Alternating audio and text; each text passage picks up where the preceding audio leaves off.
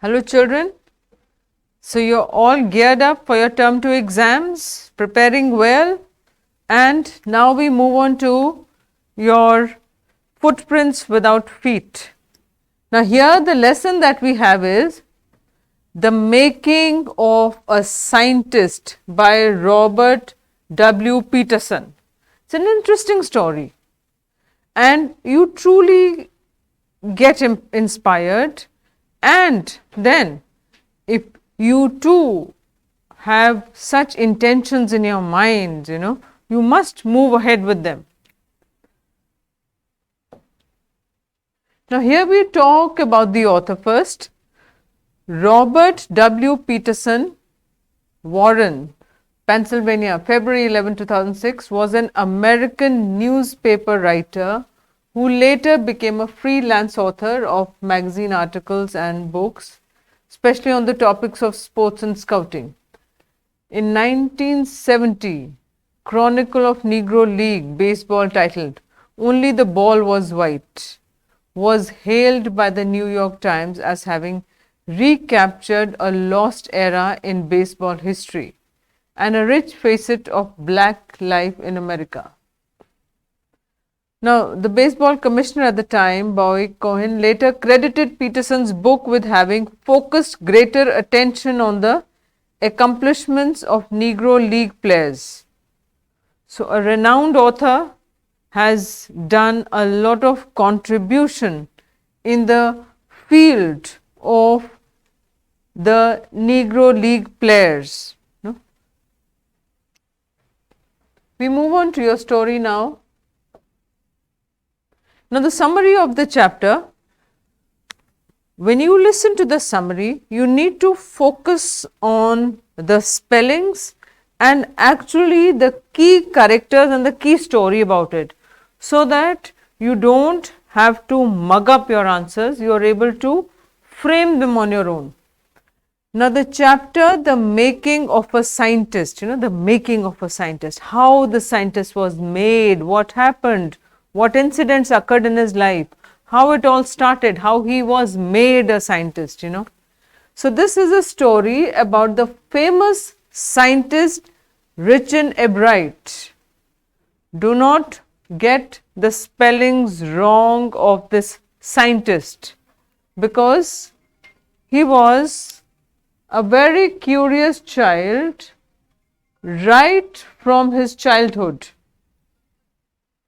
He started collecting butterflies in his childhood, and when he was 2 years old, mark the changes, what happened when he was 2, what happened when he was 8, because all your short questions, the answers are going to vary if they are asking you about a particular age, what happened at 2, what happened at 8.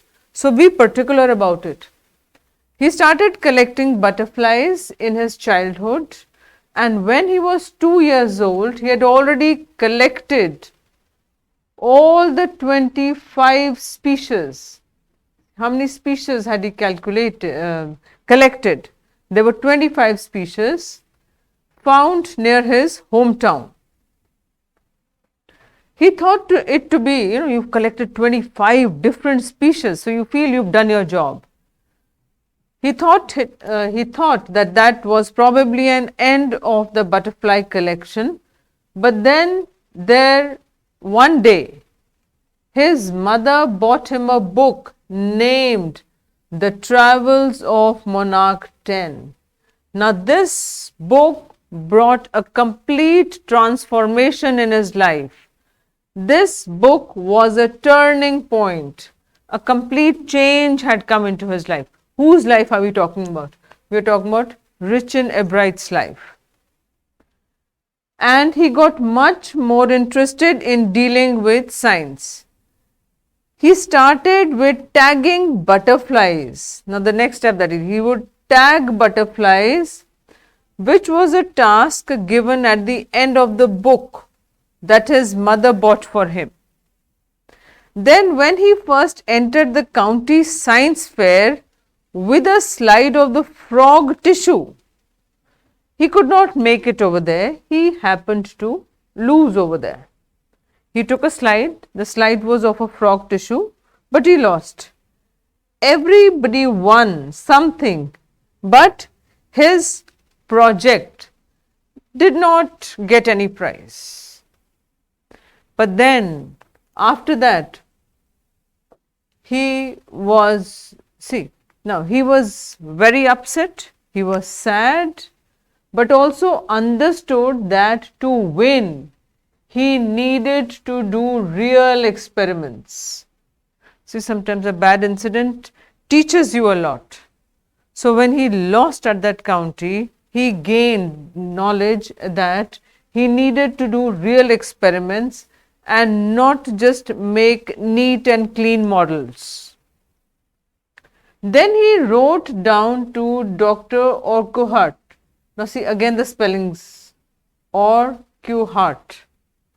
So he wrote to Dr. Urquhart at the University of Toronto, asking him for ideas to make projects. He needed some kind of assistance, some kind of help. So that's why he wrote to him. He stayed busy during his high school, working on the long list sent to him by Dr. Urquhart. Now, Urquhart came up with a lot of ideas, lot of suggestions, which Richard took very seriously. Then for the next year's fair, the first fair he did not win any prize, and then for the next year's fair, he chose the project of looking at the viral disease that killed nearly all the monarch caterpillars every few years. So he started working in that direction. He started working in that field, that the project that he took up, the viral disease that killed all the monarch caterpillars every few years. He thought that the reason for this could be a beetle. A beetle could be a reason for the killing, for this viral disease which killed these monarch caterpillars. So he started raising caterpillars, just to get into the details. So he started raising caterpillars in the presence of beetles to see practically as to if it was really true, but could not get any results. So when he showed his trial experiment at the county science fair, his project won a prize. Now here the long list of prizes continued, and they stayed with him forever and ever. Then for the next year, he made an experiment to show that the viceroy butterflies copied monarchs. The viceroy butterflies, they copied monarchs. Now this he wanted to show. So this project also made him win a prize.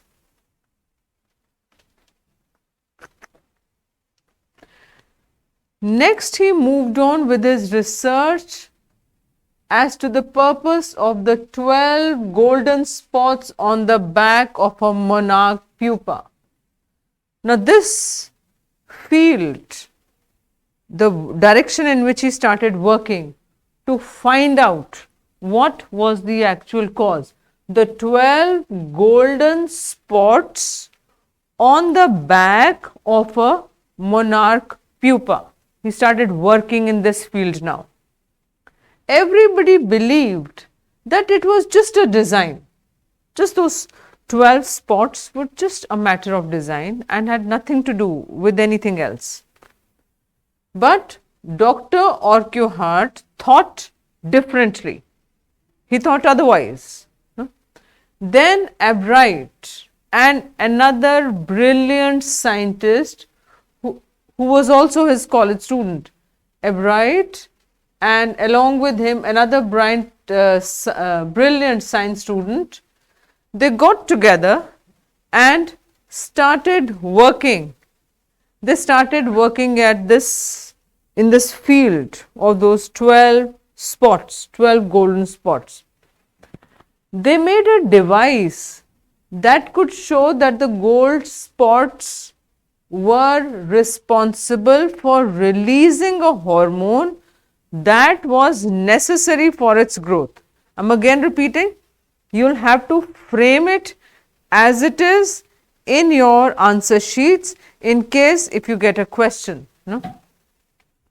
that could show that the gold spots were responsible for releasing a hormone that was necessary for its growth.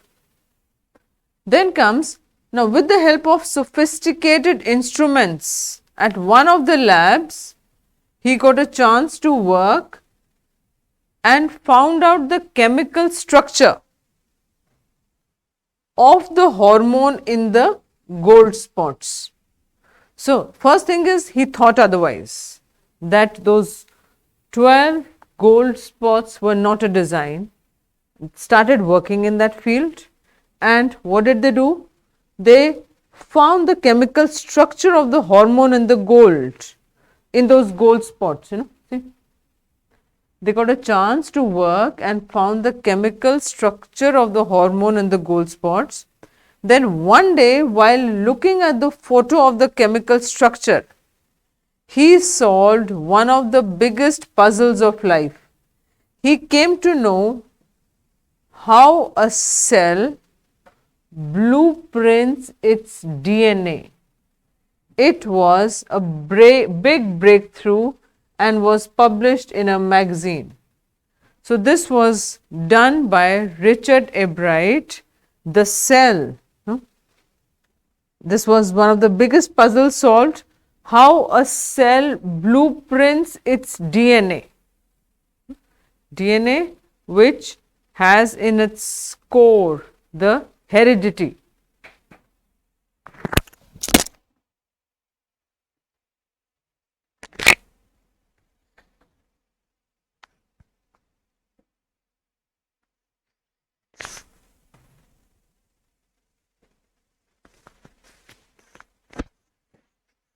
Now, he also had many other interests also, and also admired his social studies teacher, as he was the one who used to give him new ideas.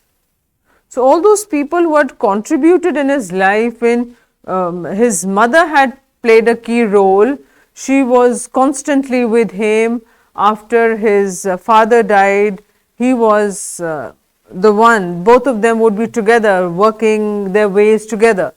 So, his mother had also played a key role in his life. Now, then the social science teacher, the social studies teacher, as he was the one who used to give him new ideas. He was good at debating, public speaking, and was a great canoeist. He never used to win for the sake of winning or for prizes, because he wanted to be the best at whatever he used to do. See, his target was not to win prizes. He just wanted to be the best at whatever he used to do. It is shown in this chapter that with the right amount of curiosity, a bright mind, and the will to win for right reasons are the qualities needed to be a scientist. I am again repeating how the chapter concludes. What the lesson has to teach you is that with the right amount of curiosity, a bright mind, and the will to win for right reasons are the qualities needed to be a scientist. His mother also played a big role in making him what he was, as it was she who supported him throughout his journey and bought him the book The Travels of Monarch 10, which aroused his curiosity in the field of science. So, the summary gives you a detailed insight about Richard Ebright, how he had during his school period increased his interest first in collecting butterflies, then that book which came as a turning point in his life, and then further on and on he went on working into this direction of science and was able to solve one of the biggest puzzles. So, he is a true scientist with a bright mind and had lot of curiosity. There was no desire as such to win prizes. He just wanted to be the best at whatever he was doing. So, we all do need to learn a lesson from Richard Ebright, right. So, how you will be going about it? You will read the summary, listen to your summary at least twice, and then go on to your NCERT book, read the chapter in detail, and then the Maxx marks has ample of questions for your practice. There are solved questions and there are unsolved questions, right. Thank you so much.